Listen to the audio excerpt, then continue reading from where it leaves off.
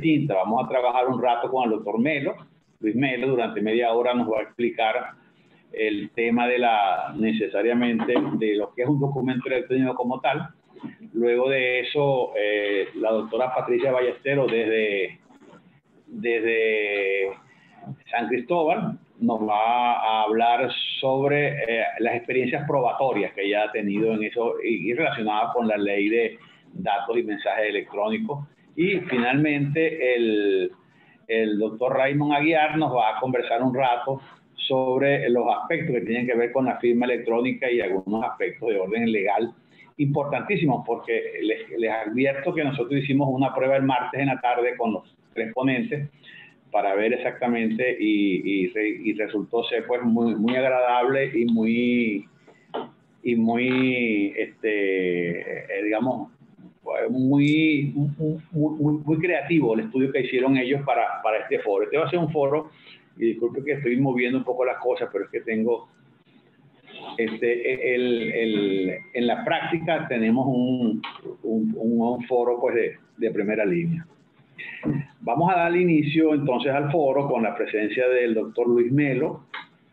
El doctor Luis Melo es profesor de la Universidad Monte Ávila, es un experto en el área, digamos, tecnológica documental. Vamos a conversar con él un rato, durante media hora. Después de eso va a estar la doctora Patricia Ballesteros y cerramos con el doctor Horta y seguramente con la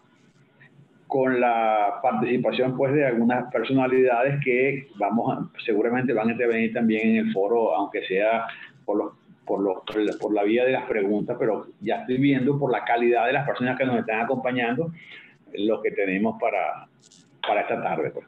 Bueno, con muchísimo gusto les presentamos al profesor Luis Melo. Vamos a conversar un rato con él, vamos a escuchar su clase, bueno, y que nos vaya bien. Pues. Bueno, doctor Melo, cuando usted quiera. Buenas tardes, muchas gracias primero por la invitación y muchas gracias por la participación de las personas que se han integrado a este foro. Debo hacer una aclaratoria, yo no soy experto en el área tecnológica, sino he tenido la posibilidad de hacer algunas aproximaciones con las que creo haber fundamentalmente las ideas fundamentales de la que podemos nosotros tener en cuenta. De modo que lo que yo pretendo hacer es un conjunto de reflexiones para que nosotros tengamos oportunidad también de pensar y tal vez puedan en este mismo foro intervenir con ustedes para conversar y dar opiniones que tienen respecto a lo que yo digo. Y lo primero es que hay una precisión. Perdón, estoy viendo como un eco, una conversación. Lo primero que quisiera es colocarnos también en lo que para nosotros representa. Todos nosotros tenemos una estructura conceptual como seres humanos que obedece a una serie de conocimientos y de presupuestos que tenemos respecto a nosotros, a nuestra vida. Y especialmente esa manera es que nosotros hacemos una representación del mundo, de lo que nosotros nos rodea. Y esa idea, esa estructura conceptual está rodeada de una serie de cosas que es con las que nosotros entendemos, es decir, con todos aquellos conocimientos que nos permiten entender el mundo. Nosotros, por supuesto, los abogados especialmente, tenemos una carga muy grande, una cantidad de referencias con las que construimos la comprensión. Aquí lo escuchamos usted y yo porque quiero escucharlo. Pero, ¿qué pasó? ¿Estamos empezando? No, doctor, ya comenzamos y se le escucha perfectamente. Ok, no, es que por un momento pensé que había habido una interrupción, disculpen ustedes.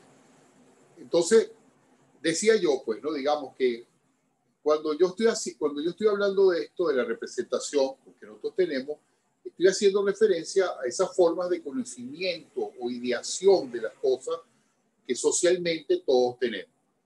Y esto en buena medida es lo que nos ocurre cuando, acostumbrados como estamos a lo que las referencias que tenemos nosotros internamente, cuando alguien nos habla de documentos o nos habla de archivos, nosotros inmediatamente lo que entendemos por eso es algo que está vinculado concretamente a un objeto, a una cosa, que es el papel, que es un material, como nosotros sabemos que está,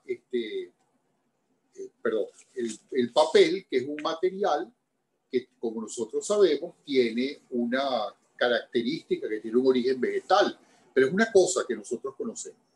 Entonces, comienzan a hablarnos del documento electrónico. Para nosotros es como una nueva experiencia, porque ¿qué es en definitiva el documento electrónico? Luego también nos hablan del archivo digital. Y para nosotros la idea de archivo está representada de una manera totalmente distinta, porque para nosotros un archivo es un conjunto de documentos. Ese conjunto de documentos que integran un archivo, o sea, un conjunto ordenado de documentos utilizando las palabras del diccionario de la Real Academia. Y la noción que manejamos de documento es el escrito en que constan datos fidedignos o susceptibles de ser empleados como tales para probar algo. Entonces, perdón, disculpe que tenga el teléfono. Entonces, es difícil para nosotros, o es un poco complejo para nosotros, lograr entender de qué nos están hablando cuando estamos frente a la idea del documento electrónico o estamos frente a la idea del archivo digital. Pero voy a detener esto en este momento y quiero por un momento pasearme por la Constitución y construir allí algunas referencias que son importantes para luego introducir algunas normas que están vigentes con las cuales nosotros podemos entender cómo la idea, el mundo digital o la tecnología está ya presente entre nosotros y discutiremos también, o presentaré algunos ejemplos de esa experiencia que cotidianamente nosotros vivimos actualmente. En la Constitución, en el artículo 26, como todos sabemos, se habla del acceso a la justicia. Pero dentro de esa norma, en su primera parte, en lo que algunos denominan como lo llaman principio, hay un conjunto de garantías que le piden al Estado cumpla para que la justicia cumpla su finalidad. Y una de las voces que se utilizan en la primera parte es la voz accesible. Accesible nos da a nosotros o nos brinda una idea que está asociada con la existencia de reglas fáciles, inteligibles, de sencilla realización.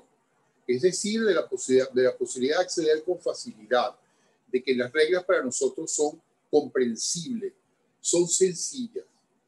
Y esto, por supuesto, tiene que ver con lo que dice el artículo 257 de la Constitución, que como todos recordamos, pide que las normas procesales establezcan formas procesales que sean cuya simplificación, uniformidad y eficacia le den al proceso unas características distintas a las que nosotros estamos acostumbrados a tener. Esta idea, por supuesto, está asociada con la idea de debido proceso, y la idea fundamental dentro de lo que uno puede entender del artículo 49, que lo más importante es la actividad que va a realizar una parte en el proceso, es decir, el interesado, el que acude en demanda de justicia, que sabe que el proceso es sencillo, accesible para él, que tiene la garantía de que lo que él pretende hacer en el proceso, presentar sus pruebas, presentar los escritos correspondientes, es decir, cumplir cada una de las actuaciones que le corresponde realizar en el proceso, los puede hacer en forma sencilla y eficaz. Ese es nuestro desiderado. Entonces, la pregunta que habría que hacerse es, la primera pregunta, ¿puede el mundo digital ofrecernos esas certezas? ¿Se puede construir a partir del mundo digital estructuras procesales que satisfagan los principios que hemos comentado?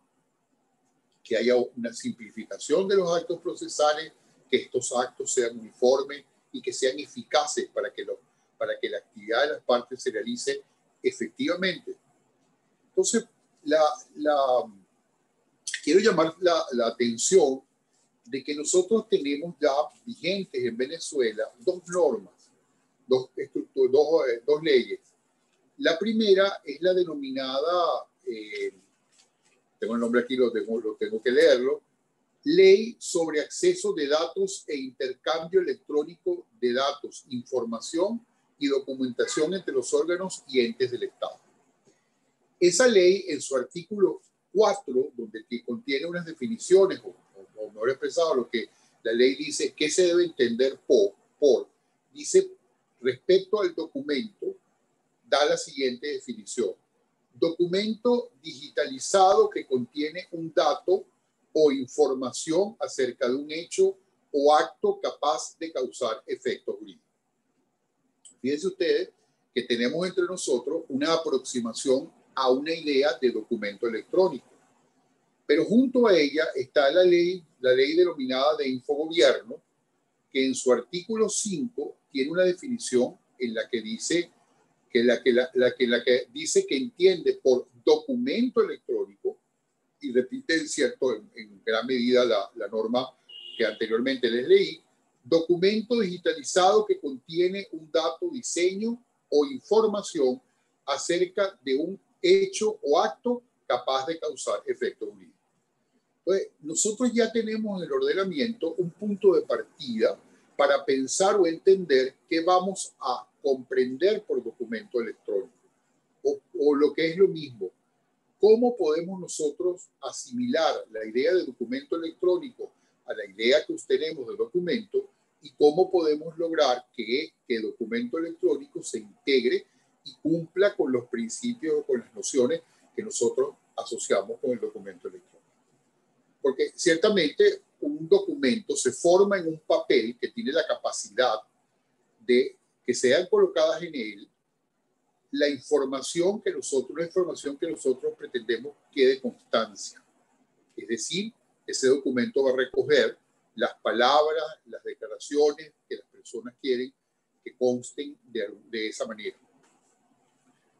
Entonces uno dice, bueno, hay una intervención humana, el documento en este caso es realizado por las personas, pero también cuando se realiza un documento electrónico puede ser realizado, y lo hacemos nosotros comúnmente, trabajamos en nuestra computadora, creamos el documento y este queda archivado en la memoria de esa computadora. Y tenemos la capacidad de imprimirlo. Entonces, ese es un documento que está digitalizado. Ese es el documento electrónico. Está dentro de la idea de la definición que yo acabo de leerle de la ley. De modo que no es tan extraño a nuestro mundo jurídico la idea de documento digital y por lo tanto la posibilidad de que podamos lograr que el documento digital se incorpore a nuestras nociones jurídicas. Por supuesto que el mundo de la computación ofrece una alternativa que nosotros es más difícil imaginarlo, que por supuesto y que curiosamente estamos en contacto con esa idea. Fíjense ustedes que cuando las computadoras están en la capacidad, eso es una de las grandes ofertas de la tecnología, de producir un documento por ellas mismas. Es decir, con la información que ella tiene, la máquina, con una serie de datos que ella maneja, uno puede acceder a una computadora y obtener de ella una determinada información. Y nosotros estamos vinculados y trabajamos con estas cosas porque cuando nosotros accedemos al banco hoy en día, nuestras operaciones bancarias se realizan comúnmente a través de una forma electrónica. Acudimos a la página del banco, buscamos en nuestra cuenta, hacemos una transferencia y de todo esto lo que recibimos como constancia es un mensaje de texto que tiene la información que nos dice que realizamos una operación y que esta operación la realizamos de tal o cual manera. De la misma forma, la persona para la cual nosotros dispusimos enviar unos fondos también va a recibir en su correo una información semejante que le va a decir, mire, usted recibió, a usted le transfirieron un dinero por parte de tal o cual persona y va a identificar quién se lo envió y en qué condición. Nosotros convivimos con eso y tenemos eso como una realidad. Entonces, De manera que para nosotros no debería ser un choque pensar en la idea del documento electrónico y asimilarlo como una posibilidad. Ciertamente, la idea del documento electrónico, como lo maneja la ley de datos, la ley de datos y de firmas electrónicas, pareciera que solo maneja el concepto de esto. Raymond Horta hablará con mayor detalle, pero de lo que uno puede leer en las normas que hablan del valor probatorio que tienen las formas impresas de estos documentos que están en la computadora, pareciera atribuirla, convertirla en una suerte de copia que tiene un valor y que va a tener un valor que va a cambiar en la medida en que pueda certificarse. Pero nosotros estamos acostumbrándonos, por ejemplo, que últimamente las apostillas que nosotros solicitamos de un determinado documento en Venezuela, inclusive algunas legalizaciones, se están haciendo por formas electrónicas. Nos llegan en un correo que nosotros imprimimos. Y ese correo que nosotros imprimimos se va a convertir en la prueba de la legalización de un documento, y se va a convertir en la prueba de la legalización de un documento porque viene acompañado de un conjunto de señales o de marcas que particularmente tiene, que le permiten a la persona a quien le entregas todo ese documento, identificar en la computadora, en su computadora, accediendo a la página del instituto de que se trate, si efectivamente ese documento es válido. Lo mismo ocurre con la apostilla, que es también un documento que se produce bajo una forma electrónica. No es un funcionario quien lo crea, sino es la computadora, que una vez que tiene los datos, lo produce. Y ese documento lo imprimimos, lo llevamos en algún país, y en ese país, a través de un código de barra de los datos que tiene ese documento, ellos en la página de la Cancillería pueden verificar la veracidad de ese documento. Entonces, no es ajeno a nosotros actualmente la idea de documento electrónico. Si bien es cierto que lo hemos dado el valor, o todavía no estamos claros en cómo lo vamos a valorar, cuándo vamos a afirmar que ese documento es fidedigno, eso es el proceso en el que nosotros nos encontramos discutiendo. Lo cierto es que el documento electrónico está, que ya tenemos leyes que lo definen, de modo que hay una apertura posible para que nosotros podamos pensar en que el documento electrónico sea una realidad que pueda existir entre nosotros y que de alguna manera contribuya a facilitar las actividades profesionales que nosotros realizamos, y lo que es más importante, en la garantía del acceso a la justicia. Y sobre esto vamos un poco al proceso. Y la Sala Civil produce una normativa, un acuerdo, una regulación, una regla de, por ejemplo, y es la que ha estado más comúnmente comentada, respecto al recurso de casación. Y entonces pide que uno pueda enviar el recurso de casación mediante un correo, y posteriormente, una vez que lo envía el recurso de casación, más adelante tienes que llevar el físico, tu recurso de casación. Pero se entiende que una vez que tú lo has enviado por el correo, entonces se considera que este ha sido presentado en tiempo oportuno. Entonces, la pregunta que uno podría hacerse, ¿es necesario que uno personalmente tenga que ir? Existiendo en Venezuela leyes que permiten que los abogados podamos tener una certificación de nuestra firma, de que unas personas puedan tener certificaciones de su firma, que se envíe la formalización, y que esta formalización sea incorporado al sistema del propio tribunal, puede ser una realidad que evite o que impida la necesidad inclusive de asistir o que tengamos que acudir al tribunal a llevar un documento en físico, porque el tribunal podría imprimirlo o puede que no necesite imprimirlo. Si se acepta la segunda idea que tendría que estar relacionada con ella, que es la idea del archivo digital. Fíjense que cuando vamos al diccionario de la Real Academia de la Lengua, para usarlo pues como referencia, cuando se habla de la voz archivo, disculpen que ajá. Se habla de un conjunto ordenado de documentos, como mencioné con anterioridad. Entonces, si pensamos en que la computadora tiene la capacidad de almacenar una cantidad, además, infinita de documentos, y de que allí puede estar perfectamente identificado un conjunto de documentos relacionados con una actividad determinada, el siguiente paso es que es perfectamente posible que el tribunal pueda recibir el documento que contiene nuestro recurso de casación, el que estamos pretendiendo intentar, y archivarlo en un determinado espacio que es la apertura de ese expediente digital que va a estar relacionado con esa actividad en concreto que es el recurso de casación. Si llevamos esto a los tribunales y a las preocupaciones que tenemos ahorita, porque podemos intentar la demanda, tiene hay un procedimiento también semejante. Pero la pregunta, la que acabo de decir, es también válido para la actividad que se realiza frente a los tribunales.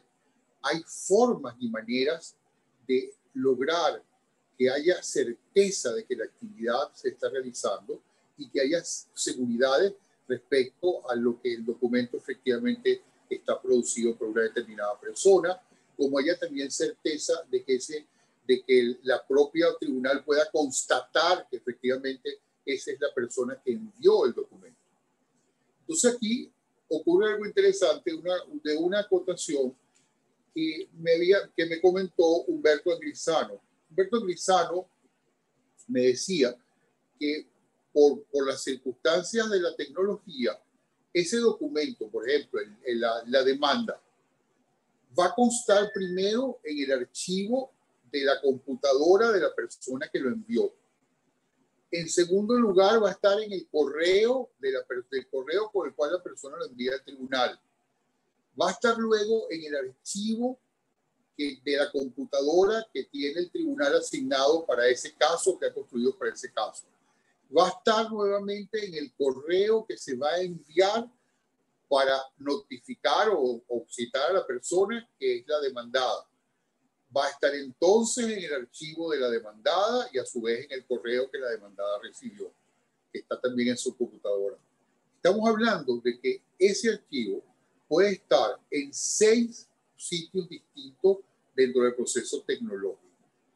Fíjense ustedes que curiosamente nosotros llevamos la demanda, tenemos una copia en la oficina y la demanda va a estar solo presente en el archivo, en el expediente que se desarrolle a partir de esa demanda. Entonces, la idea me parece fascinante en cuanto a la certeza y pensando en problemas como la reconstrucción de un expediente, la posibilidad real de reconstruirlo podría ser relevante, muy importante, es decir, podría simplificar el problema de la reconstrucción del documento si abordamos la idea del mundo digital.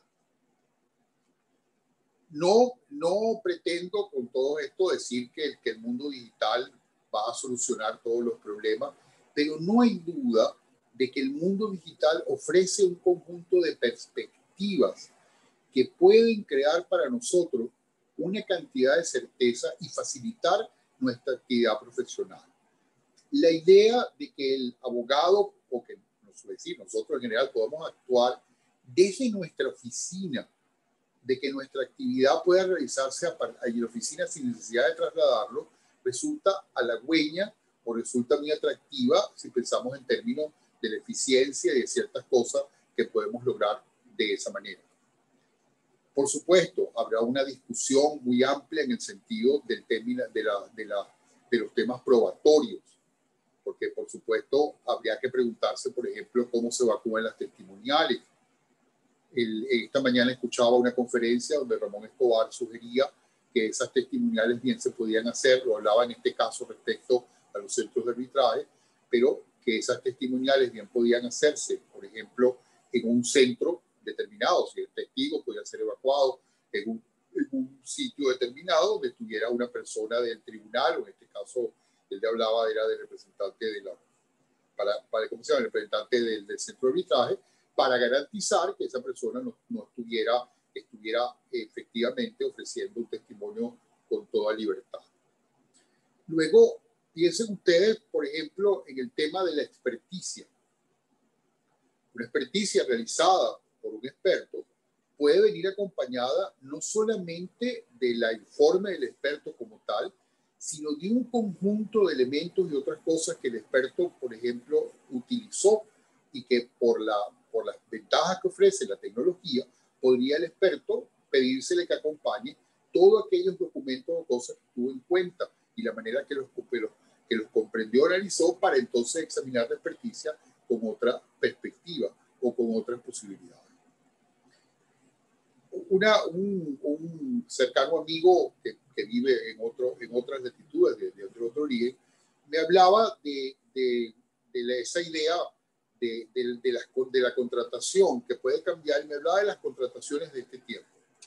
Entonces, imagínense ustedes, por ejemplo, que las contrataciones como las conocemos y por las circunstancias se realicen vía Zoom y que a ese contrato, como lo conocemos o como lo hemos elaborado, se incorporen además de su texto, del texto que normalmente nosotros manejamos, ese arte final del contrato ya transcrito con todas las cláusulas discutidas, sino que sea posible preservar el contenido de las discusiones del contrato, que como funcionan las cosas en el mundo digital, que yo pueda tocar la cláusula cuarta y eso me lleva a un link que me pueda permitir ver, por ejemplo, las discusiones que quedaron grabadas de cómo se discutió y se firmó la cláusula cuarta de ese contrato, qué correos electrónicos fueron enviados entre las partes. Entonces, la labor del juez, presumo yo, va a cambiar porque la comprensión de lo que las partes pretendieron en ese contrato va a quedar mucho más clara porque se va a poder acceder a cosas que antes no, de las cuales no se podía dejar constancia y que el mundo digital sí podía dejar constancia.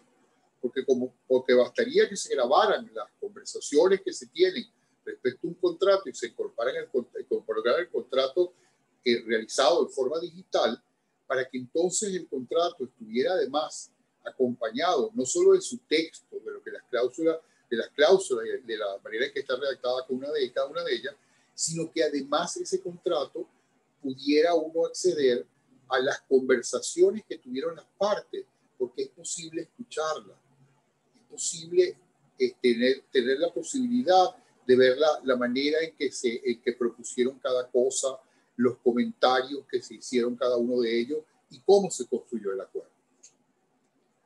Es decir, es un mundo que ciertamente no es fácil de aprender, que va a romper una cantidad de esquemas, pero es un mundo posible.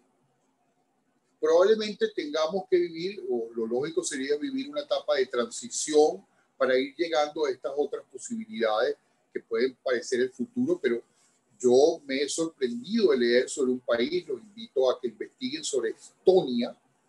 Estonia es un país que vive a partir de la tecnología.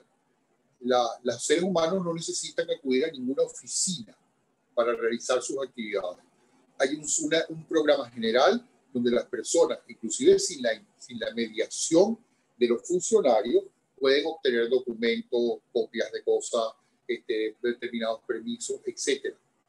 Es decir, es un mundo que no podemos imaginarlo, pero que permite a los seres humanos vivir en otras circunstancias y superar las trabas que algunas veces ofrece la democracia. Esa idea que puede pensarse en una forma liberadora o para algunas corrientes de pensamiento político como los liberales, etcétera, les puede parecer una cosa extraordinaria. Yo, sin verla desde esa otra perspectiva de las ideas políticas, las pienso como la posibilidad del futuro y la posibilidad de que las sociedades se puedan transformar a sí mismos y que nuestro mundo se haga más fácil y más realizable. Y que de la actividad judicial sea una cosa mucho más fácil de manejar y que a nosotros nos sea posible a través de la tecnología de llegar, de obtener la eficacia efectiva de los trámites procesales, de ir superando las trabas que normalmente tenemos. Es decir, nuestros actos procesales están llenos de formalidades y de formas que inevitablemente forman parte de nuestras estructuras conceptuales. Pero ¿qué tal si se rompen? Que se atiende exclusivamente a la esencia de los actos, a lo que es más importante en los actos procesales, como es la actividad humana, que es de la que uno quiere que deje constancia. La posibilidad de presentar y de poder exponer todas y cada una de las cosas que uno quiere exponer en un proceso, y que el acto esté diseñado y construido para que eso sea de esa manera. Entonces, hay que abrir una discusión de qué es lo que es el documento electrónico, en qué casos el documento electrónico lo podremos colocar o lo vamos a poder colocar en las categorías que conocemos y dominamos, de documentos públicos, privados, etcétera, dependiendo, atendiendo al origen o la forma en que este documento pueda ser creado. Pero no hay duda, por ejemplo, de que un tribunal podría, por ejemplo, colocar el documento que ha recibido, el libro de demanda, el escrito de contestación, al escrito al recurso, la formalización del recurso de casación, puede colocarle unos signos distintivos, unas señales que hablen de la corroboración que ella ha efectuado de ese documento, y lo que es más importante, del valor que este documento va a decir, perdón, el valor que este documento va a adquirir como un documento que va a ser una referencia que nos va a ofrecer la certeza de que ese efectivamente es un documento que proviene de una persona, que en él está expresado las razones por las que considera, por ejemplo, por qué la sentencia ha infringido el ordenamiento jurídico y pide que sea casada, o las razones por las cuales niega que lo que le han pedido en un escrito de demanda sea verdad o le sea exigido. Yo espero que con estas palabras, lo que he tratado es ofrecerles un campo de reflexión y de posibilidades, y que está abierto y estará abierto a una discusión lo más amplia posible, para que nosotros tengamos claro de cuáles son esas nuevas nociones, cómo podemos construirlas, y lo que es más importante, cómo las vamos a utilizar para que el proceso cumpla con aquellas garantías a las que me hice referencia con usted. Muchísimas gracias. Doctor Melo, muy agradecido por su extraordinaria ponencia. Realmente ya entramos, digamos, en calor con la temática. Usted nos ha dado unas referencias para nosotros importantes, ¿no? Tenemos que hacer necesariamente una modificación en el orden de las ponencias, porque el doctor Horta, desde Caracas, tiene algunos problemas con el servicio de electricidad y tiene el temor, por demás razonable, de que su batería del móvil no le alcance para todo el tiempo que estemos en esta actividad. Así que nos ha pedido, nosotros hemos accedido, pero yo particularmente no he consultado con la doctora Patricia, pero espero de ella la mayor comprensión, cambiarlo en su lugar y colocarlo a él de segundo, para que de tercero pues hable la doctora Patricia, porque es un modo como podemos permitirle a él que exponga sin el temor de quedarse sin la batería. Él calcula que tiene más o menos en estos momentos 45 minutos aproximadamente de batería, y no sabe si la electricidad llegará. Entonces, bueno, ante esa duda hemos optado por colocar de segundo al doctor Raymond y posteriormente a la doctora Patricia Ballesteros, para que ella nos haga el cierre pues, de la tarde. ¿Okay? Doctora Patricia, no hay problema. No, ella hizo una seña, aunque no tiene audio, hizo la seña característica de quien acepta. Ok, perfecto. Doctor Horta, si nos está escuchando, por favor, vamos con usted. Antes de que usted comience, quiero destacar que nos acompañan algunos ilustres abogados de la República, entre los cuales quiero mencionar algunos que destaco por la importancia desde el punto de vista académico y doctrinario, que es el caso de la doctora Irma Lovera, el caso de la profesora Virginia Iglesias, el caso de la profesora María Luisa Pérez, el doctor Luis Aquiles Mejía, eminente procesalista y casacionista de este país, el doctor Pedro Rondón Haas, ex magistrado de la Sala Constitucional, los profesores Carlos Calanche, Jorge Carlos Rodríguez Bayones, Panayotti Parasquevas, el doctor Rafael Roversi, un acompañante incluso como ponente, el profesor Salvador Benaín. Para nosotros nos complace mucho tenerlos en este momento con nosotros. Estamos en la certeza de que ustedes nos van a colaborar en el sentido de que sus opiniones puedan ser escuchadas o por lo menos leídas para contribuir con esto. Le damos la palabra al doctor Horta. No sé si me está escuchando el doctor Horta. Sí, buenas tardes. Quería confirmar que me estén oyendo. Buenas tardes, perfectamente. Bien, si llega a haber alguna interrupción por algún tema de batería, voy a hacer un cambio y me vuelvo a conectar. Pero un honor estar aquí con ustedes y mis disculpas a la ponente que me precedía por este adelanto.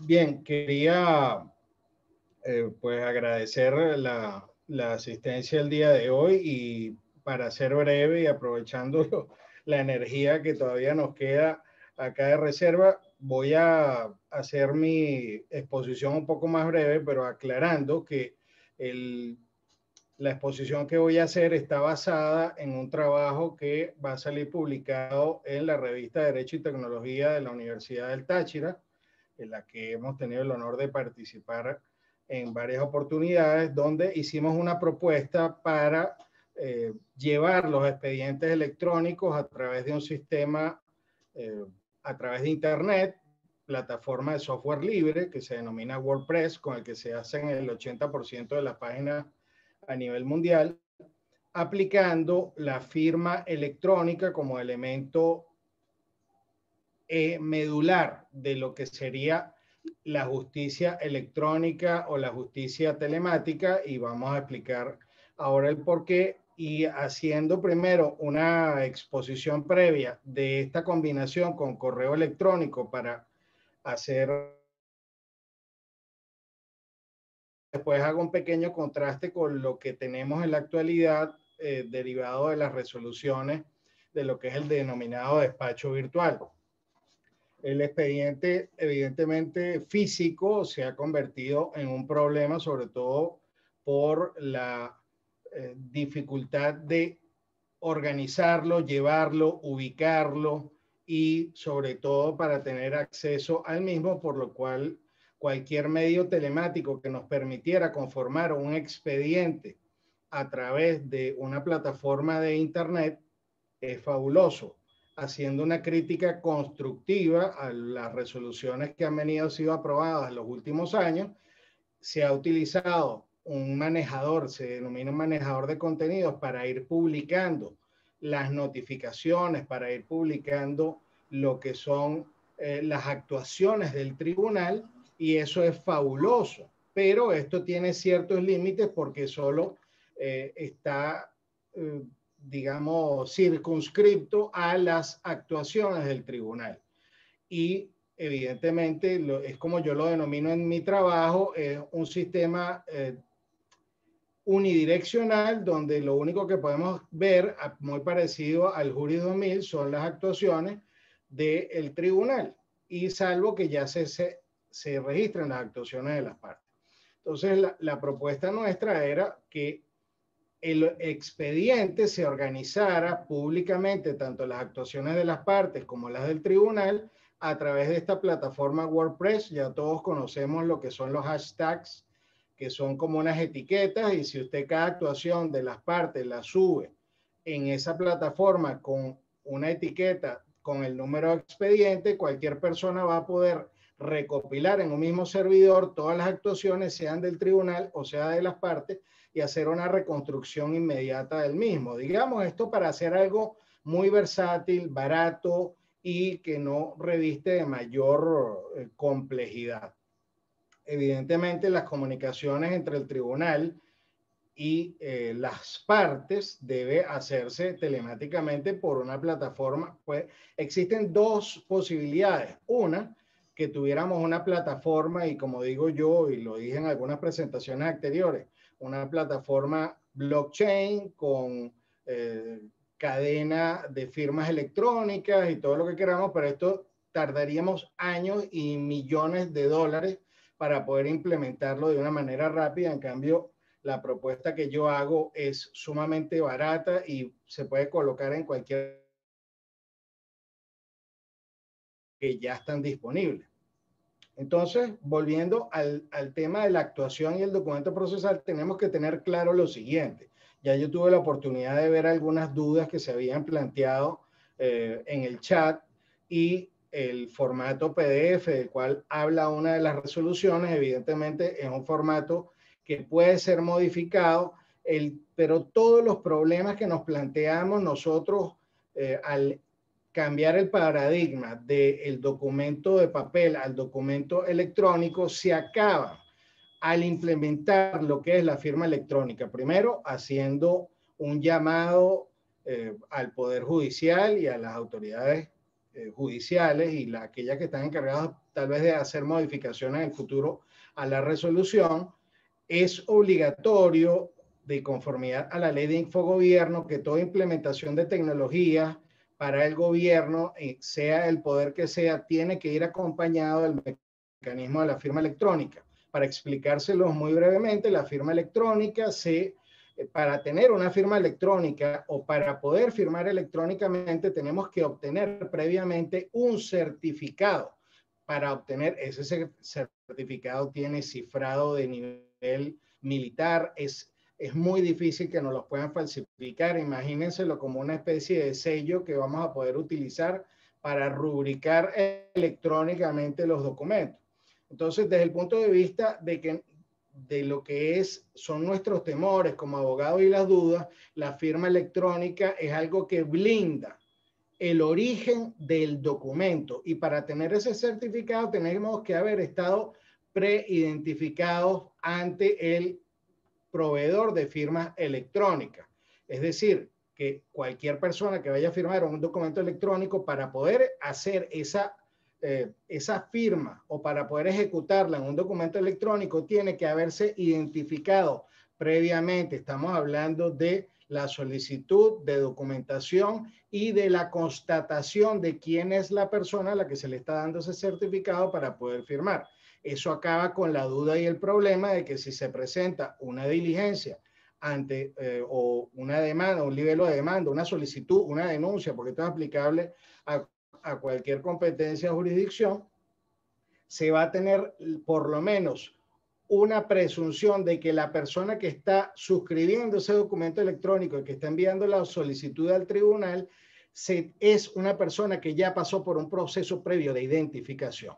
Esto me hace reflexionar un poco sobre lo que yo denominé en mi trabajo el origen del acto procesal, y lo comentábamos en la reunión previa, y yo sostengo la teoría de que el acto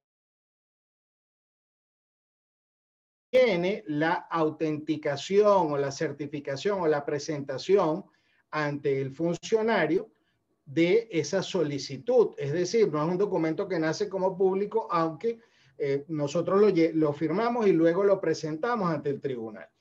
Esta teoría o esta tesis que yo sostengo apoyaría el hecho de que yo haga la solicitud con una firma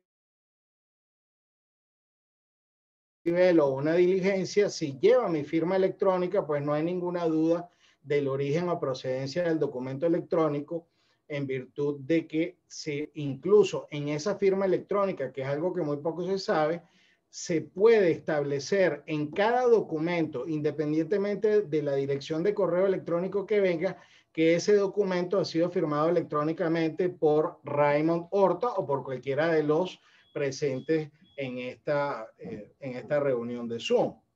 Entonces, y para cerrar el tema de la duda sobre, que también lo vi por allí, sobre la posibilidad de modificación del PDF, después de que el documento se firme, no puede ser alterado, y en eso tiene una gran ventaja sobre cualquier documento firmado en papel, que puede ser alterado y carece de una gran cantidad de elementos, como el que se le va a incorporar una fecha a este documento. Es decir, cuando se firma electrónicamente, no solamente se certifica que la persona es la que usa el certificado, sino cuál es la hora, el día y el uso horario a través del cual o en el cual se suscribió ese documento que va a ser presentado en el tribunal. Entonces, ¿Qué sucede si no, o qué está pasando en este momento con el tema de la presentación o las resoluciones que están vigentes de la actualidad? Bueno, en realidad no es justicia electrónica de un documento que luego tiene que ser ratificado ante el tribunal, por lo cual estamos perdiendo toda la posibilidad y versatilidad que nos da la tecnología.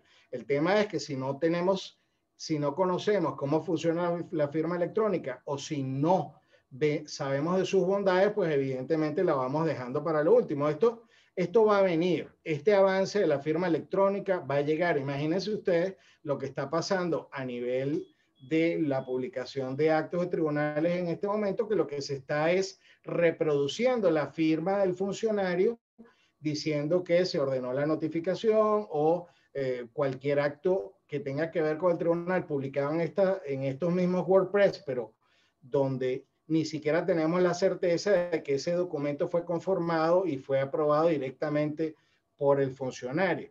Con la firma electrónica podemos estar seguros de que un acto electrónico está suscrito por el secretario, o que un acto está suscrito efectivamente por el tribunal, por lo que este sistema debe ser sustituido a la brevedad posible, porque no obstante que es una publicación realizada por un funcionario público que lo está subiendo a la plataforma, pues per se no estamos aprovechando las bondades de lo que es este certificado electrónico, que además está previsto no solamente para particulares, está previsto para empresas, para representantes de empresas y para cualquier tipo de funcionario público. Entonces, la necesidad de incorporación a todas estas diligencias telemáticas a través de este despacho virtual, si se hicieran a través de firma electrónica, pues sería innecesario ir a ratificar el documento. La autenticidad, digámoslo así, o la verificación de que la firma electrónica es válida, se hace en el mismo PDF del documento, y para eso hemos nosotros desarrollado bastantes talleres prácticos de firma electrónica, donde usted, cuando recibe el documento electrónico, usted puede verificar haciendo doble clic quién es el autor o cuál es el origen o procedencia de esa firma electrónica, para no excederme y para concretar un poco, y por temas de tiempo también quiero aprovechar y tocar la propuesta que yo hice en mi trabajo sobre las notificaciones electrónicas, partiendo de la existencia ya en nuestra legislación del domicilio electrónico. El domicilio electrónico como tal está previsto, o una de las primeras materias que creó el domicilio electrónico fue la materia tributaria. En el Código Orgánico Tributario se habla del domicilio electrónico como tal. En nuestro trabajo hacemos una propuesta de que para la notificación de las partes o se desarrolle un sistema como se está haciendo en Argentina, donde el Colegio de Abogados está levantando la base de datos de todos los profesionales y sus correos electrónicos, o utilizar correos electrónicos que hayan sido aceptados por las partes ante órganos oficiales. Esto es uno de los temas probatorios interesantes que se está dando en materia de mensaje de datos, sobre todo para determinar el origen o procedencia, porque uno de los problemas que tenemos es que nosotros podemos señalar que un correo electrónico es el de una parte para pedir su notificación.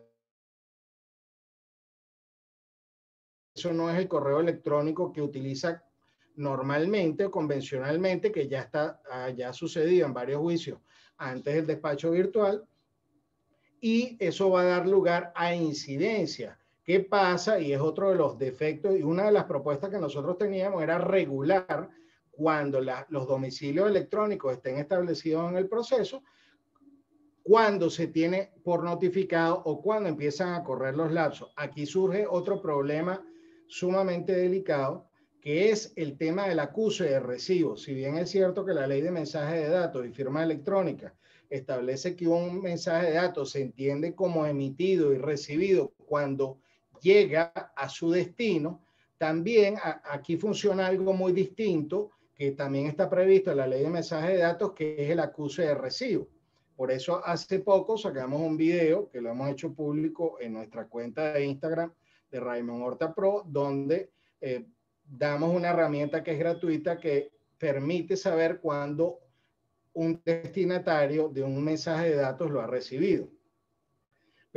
Y yo reflexionaba anoche o esta madrugada sobre el tema de qué va a suceder cuando una de las partes señale que la otra tiene un domicilio electrónico y esta parte no haya constancia de que lo abrió o que no haya constancia de la apertura del.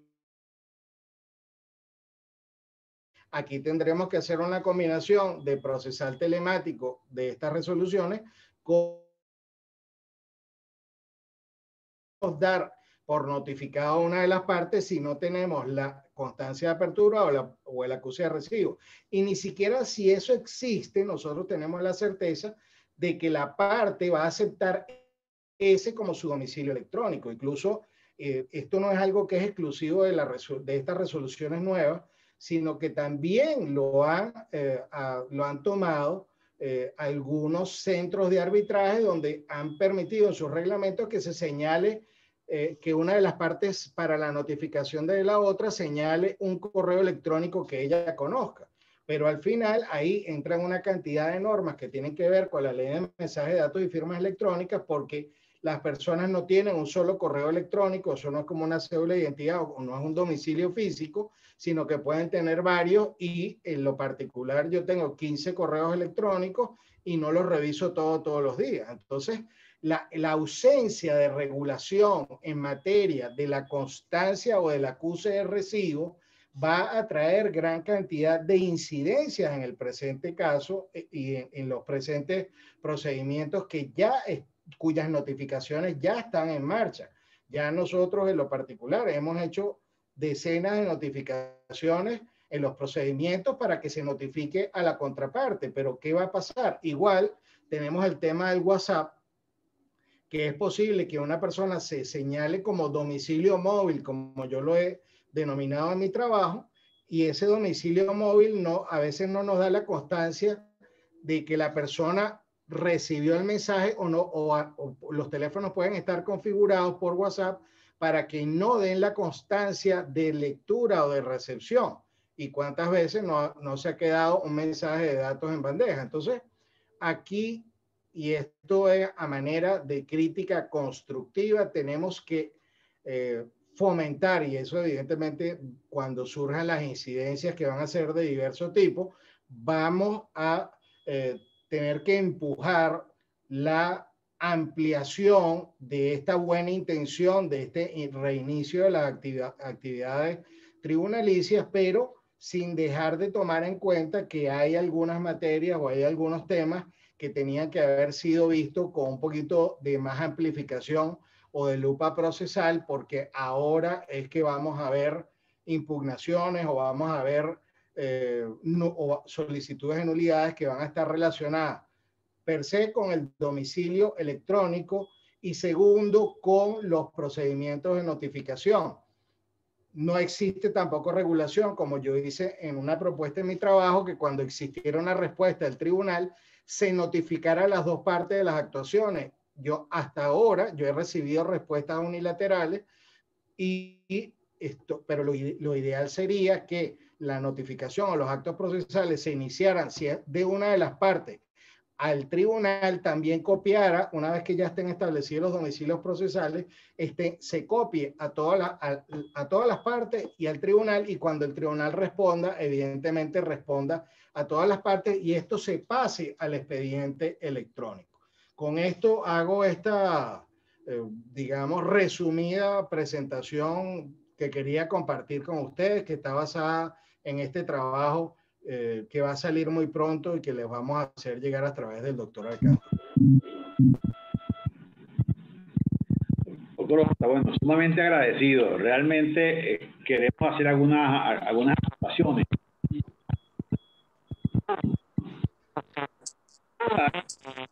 Yo creo que lo que usted acaba de plantear, sobre todo al final de de la ponencia nos está llevando por un camino que incluso el doctor Escobar León, que hoy nos acompaña, por cierto, entre nuestros invitados de honor, ya tocó en una conversación anterior, que es el tema de la ética.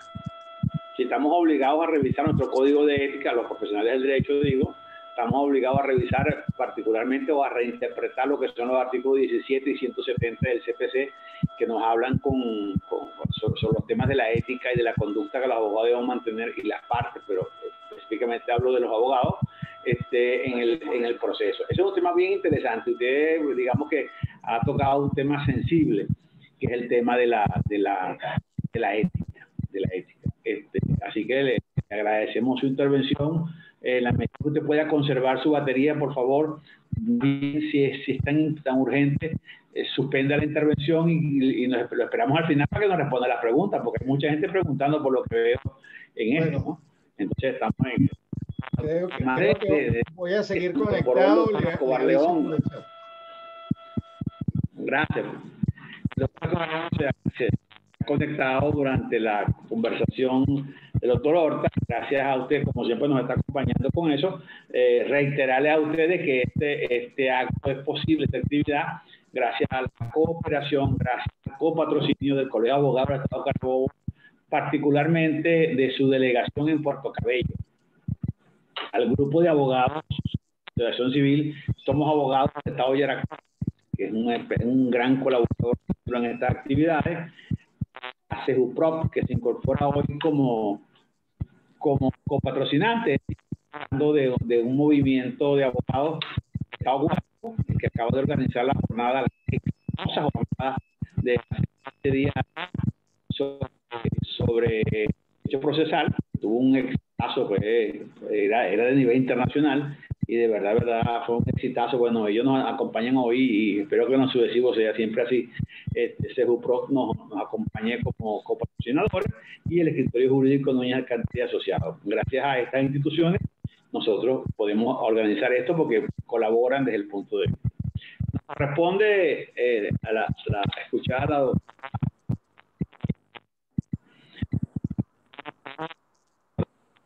el Táchira, es una destacada litigante de la zona. Hemos tenido la suerte de conocerla desde hace ya algún tiempo, poco, y era muy jovencita cuando la conocimos, sigue siendo muy joven. Vamos a escucharle su intervención, y por favor, bueno, tomando en cuenta el tiempo, estamos en un muy buen tiempo, gracias a que el doctor Horta y el doctor Melo pues han sido cuidadosos con el tiempo que se les ha concedido.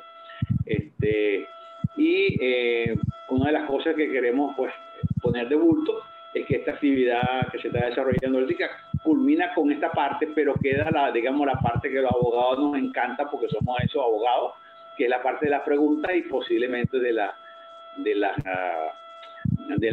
intercambio de ideas y de la discusión sobre algunos puntos que se han tocado ya y que son bastante polémicos. Profesora, cuando usted quiera, muy agradecido. Perfectamente, ¿me escuchan? Buenas tardes, ¿me escuchan? No sé si me están escuchando. Tengo problemas de conexión. Sí, la escuchamos. Ok, perfecto. Muchísimas gracias por la invitación.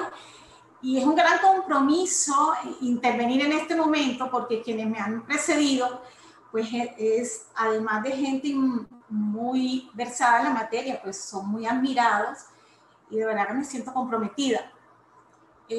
Agradezco también la invitación y a todos los que patrocinan esto. En este momento me encuentro fuera de mi oficina en un lugar donde se me permite realizar esta intervención, que es el Hospital Materno Infantil en San Cristóbal, porque en el resto de la ciudad no tenemos luz y no hay conexión a internet, pero aquí tenemos todas estas cosas que nos permiten unirnos. Quisiera hacer unos tips, unas reflexiones entre nuestro Código de Procedimiento Civil, nuestra ley de mensaje de datos, y la diferencia de las salas en relación a las resoluciones 3 y 5 y en relación a lo que ocurre durante esta pandemia, que nos ha obligado a recurrir a los mensajes telemáticos y a una serie de encuentros como estos a través de equipos. Para comenzar, quiero referirme a cómo el tema de la firma electrónica, como lo tocó brillantemente el doctor Horta, pero quisiera hacer una acotación. Cuando la superintendencia es creada, comenzó la acreditación Procer, que es la empresa encargada de hacer estas certificaciones que al estar unidas a la firma electrónica nos va a permitir considerarla con la misma validez autógrafa. Sucede que si bien uno envía por mensaje de datos todo lo que Procer pide, que la persona vaya a Caracas, a la sede de Procer, para presentar sus documentos. Yo no me imagino alguien que vive en Santa Elena de Guairén yendo hasta Caracas. Esta certificación. No trato con esto de quejarme, trato de evidenciar que para este gran salto que estamos dando, tiene que facilitarse las cosas. Tenemos que acercar la tecnología a los profesionales, a los abogados, a todos por igual. De hecho, no es un secreto que los grandes despachos pues tienen equipos más, digamos, con mayor capacidad de conexión, etcétera, a diferencia en la mayoría de los despachos del interior. Ahora bien, el tema de la firma electrónica, algo que plantea la propia ley, cuando las partes no han establecido, porque la ley siempre trata en varios de sus artículos de darle preponderancia al acuerdo de las partes, se va a exigir que esta firma electrónica tenga, entre otras cosas, no solo su confiabilidad, sino su no alteración. El Tribunal Supremo de España, en una sentencia de la sala penal, que es bien interesante y que quiero traer a reflexión, del 19 de mayo del 2015, número 300-2015, su resolución es 300-2015, de la Sala Segunda de lo Penal, señalaba que este tema de la autenticidad iba a ser bastante complicado. ¿Por qué? Porque como todo, digamos, mensaje, todo esto, la situación de la firma electrónica, como de los documentos electrónicos, podrían estar sometidos a alteraciones. Confío plenamente en que efectivamente estos certificados que Procer va a emitir y que unidos, que permita vincular la firma electrónica con el signatario o el remitente o el emisor del mensaje, nos garanticen esta seguridad a la que hace referencia brillantemente el doctor Horta.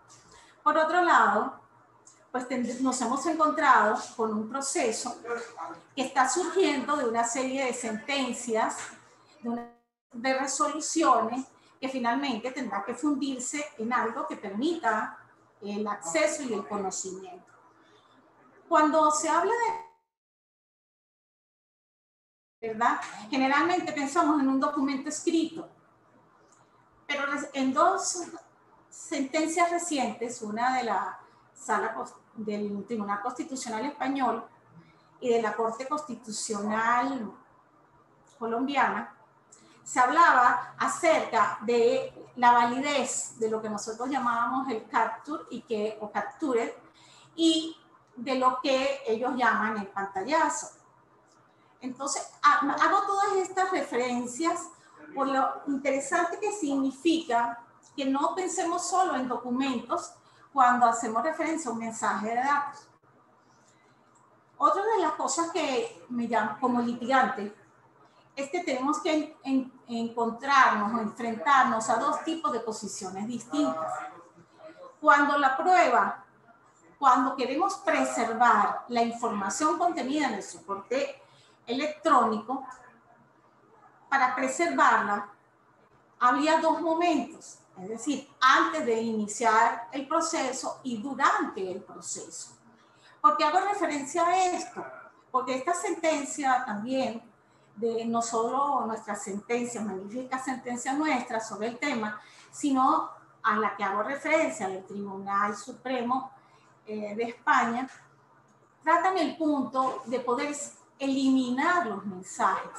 Si yo quiero hacer una cobranza entre un receptor de mi factura, pues yo tendría que probar no solo que él lo recibió, sino que incluso la hora o el tiempo. Nuestra ley establece que si las partes no han establecido una forma para la acuse de recibo, se tendrán entonces que implementar unos métodos por ella o acudir a lo que establece. Por ejemplo, en el tema del tiempo, cuando se condiciona o se establece un plazo para considerar que el mensaje fue recibido efectivamente, si las partes lo han establecido y llega a posteriori, se considerará que no ha sido emitido, que no ha sido recibido. Si no se ha fijado un término, son 24 horas. Entonces, imaginémonos en este proceso judicial cómo yo debo preparar unas pruebas para aportarlas al proceso. El tema interesante de la impresión, porque cuando hablamos de documentos todos pensamos en imprimir el documento para mostrárselo al juez, bien para ser aportado con el nivel de demanda, bien en la contestación o en la oportunidad de promoverlo.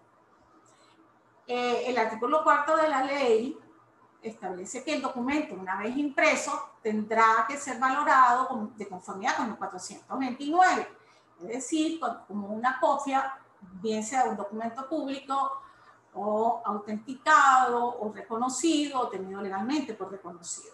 Todas estas cosas nos llevan a algo que acertadamente el doctor Núñez nos hacía reflexionar. Quien aporta un documento al proceso digital o incluso sin ser el proceso digital, al ordinario o a los monitorios, quiere servirse de este documento, pues como toda prueba libre, el artículo 395 y el artículo 7 y el artículo 4 de la ley nos llevarán a que su promoción con tradición y evacuación se hará de conformidad como el juez lo considere, y en todo caso, pues, el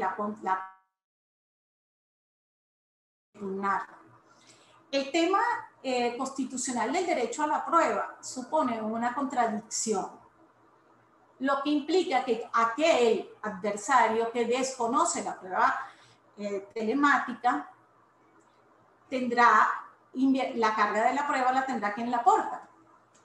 Ello supone, como decía bien el doctor Núñez el día martes, que quedaremos los abogados en manos de los expertos.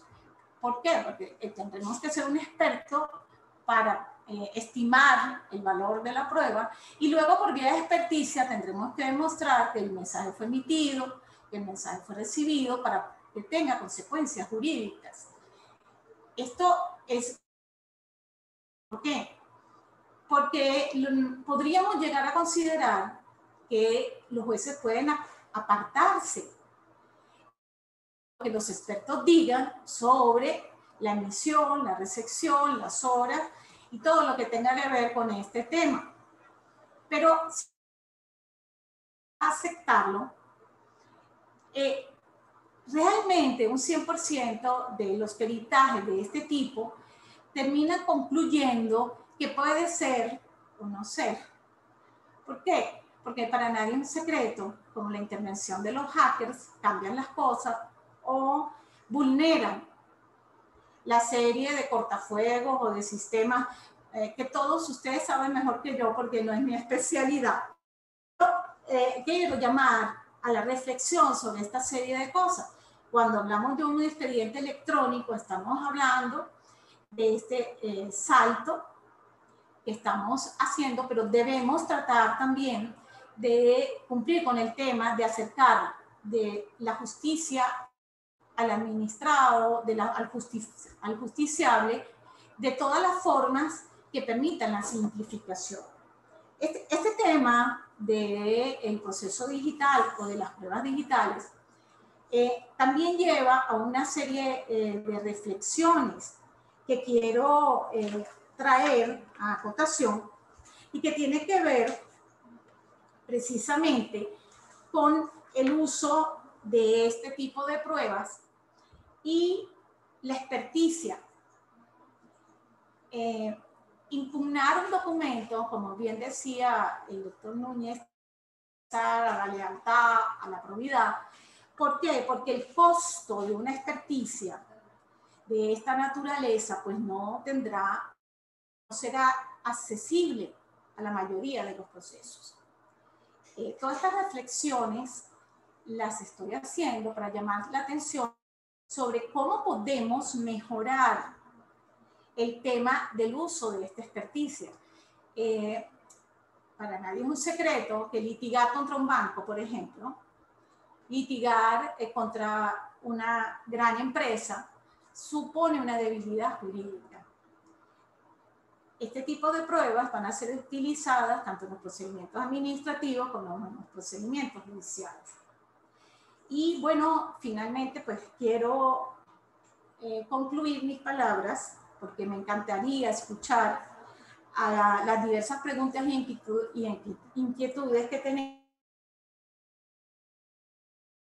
que tomarse en cuenta sobre la oportunidad, la promoción, la contradicción y el tema preciso de la valoración de la prueba, porque es una prueba telemática y el juez tendrá que tener un gran conocimiento para sopesar no solo la experticia, sino aquellos otros elementos probatorios que nos permitirán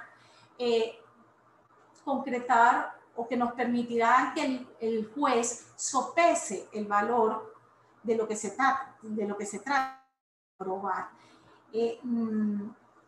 La verdad que este es un mundo fascinante y la serie de nuevas que están apareciendo, pues realmente la tecnología en los últimos 20 años nos avasalló. Yo creo que se va a requerir del sistema judicial, no solo para actualizar a nuestros jueces, para actualizar nuestras leyes, porque están en deuda, nuestro Código de Procedimiento Civil, ya a pesar de lo avanzado que fue en su momento, ya está quedando vetusto. Por lo tanto, creo que solo las jurisprudencias hasta este momento y las diversas salas podrán ayudarnos en este tránsito a los litigantes y a todos los venezolanos en general. Gracias por la invitación y estamos abiertos al ciclo de preguntas.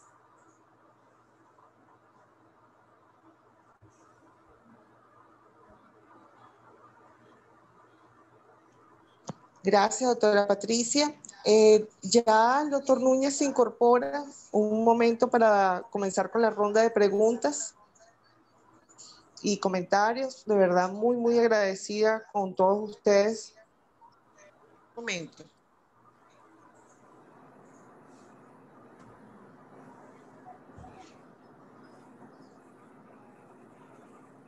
Edgar, ¿terminó? ¿Terminó? Ya, yo tuve que cerrar, pero ya dije que tú te acercabas. Sí, no entendí por qué.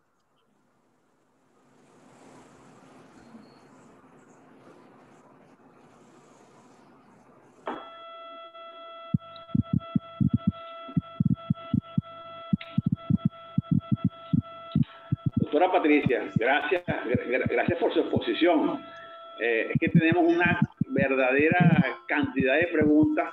Vamos a empezar a trabajar con ellas. No, pero así para mí es más difícil.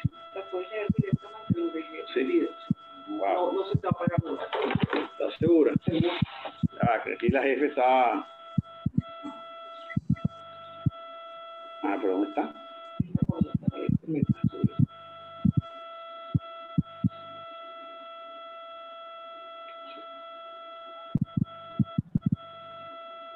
Es que hay muchísimas. La doctora Irma Lovera desde Barcelona, Valle de la Pascua.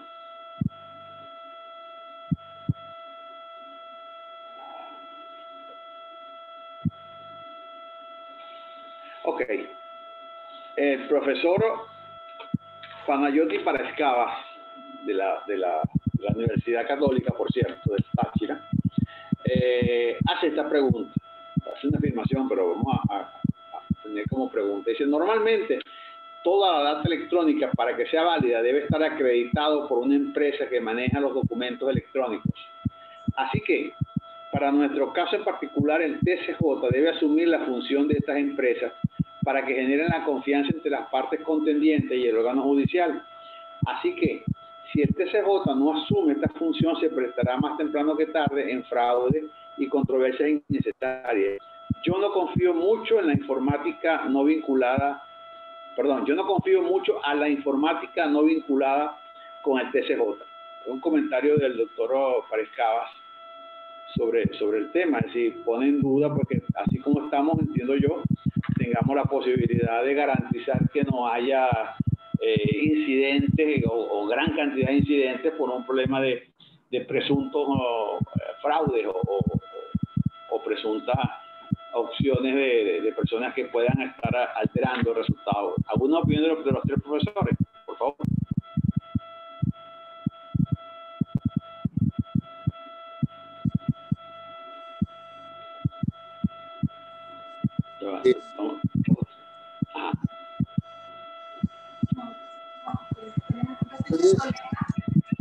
Como un ruido,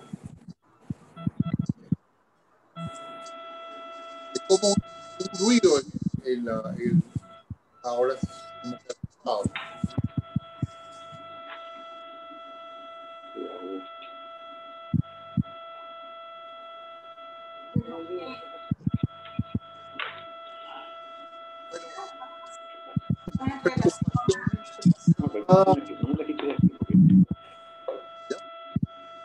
La preocupación expresada por quien hizo la pregunta es válida, porque lo que se esperaría puede llegarse a una utilización plena del mundo digital.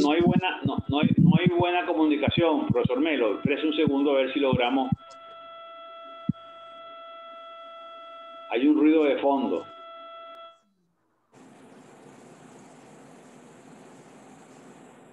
¿Ya?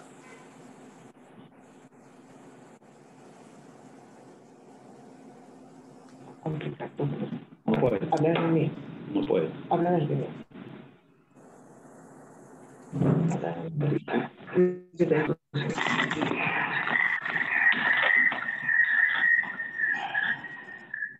Ajá, doctor Melo, doctora Patricia, doctora Porta, Ok. hay un sonido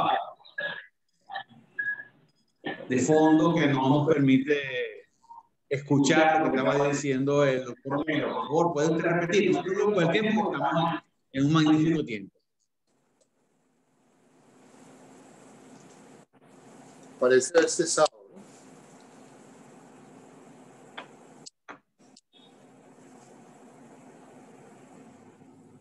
Ok. Ya podemos responder. Sí, claro. Ok, perfecto.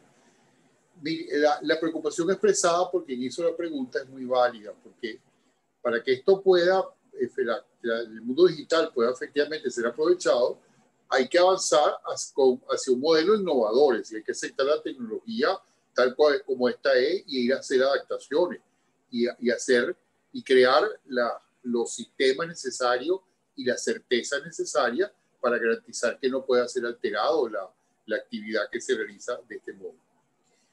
Por ahora, lo que pareciera que se está haciendo es replicar lo que actualmente existe, como por ejemplo, se puede ver, porque nosotros hacemos un documento, lo mandamos en un archivo al otro abogado para que lo vea y lo que se está estructurando ahorita es eso, una réplica de lo que ya conocemos, pero no es exactamente una actividad digital, porque faltaría precisamente aquella certeza que son necesarias agregar.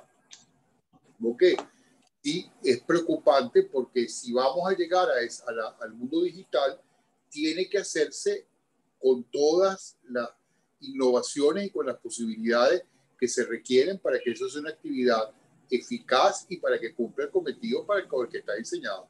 De otra manera, puede ser efectivamente un fracaso.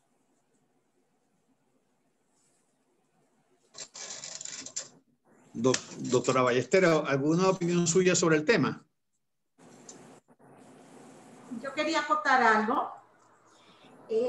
Instaurando este sistema de certificación para considerar que la tecnología, como bien lo apuntaba el doctor Melo, para poder llegar, no sé si me están escuchando, es que tengo problemas de sonido. Sí, perfecto. Ok, porque es que pierdo la señal.